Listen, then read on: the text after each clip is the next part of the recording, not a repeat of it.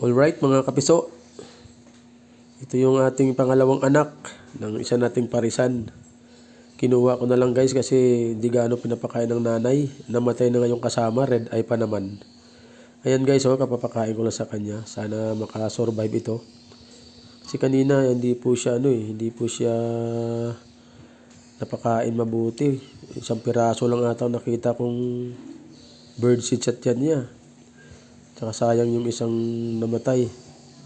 So mga ano pa lang to guys, 3 days old. Yan. Sana mabuhay siya guys. Mukhang makakasurvive naman kasi nga nung pinakain ko siya, kusa siyang kumain sa kutsara. Ayan po. Yan. So nakita natin ang tiyan niya ay puno na. Yun nga lang guys, medyo madugo ito kasi every 2 hours ang pakain nito. So let's see kung mabuhay ko ito. Mukhang maganda ang kulay guys. Mukhang puti ang kanyang paa.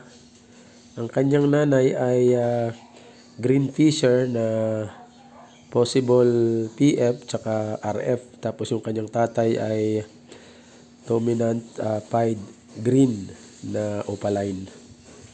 So sana nga guys ay mabuhay natin. Alright mga kapiso, thank you for watching.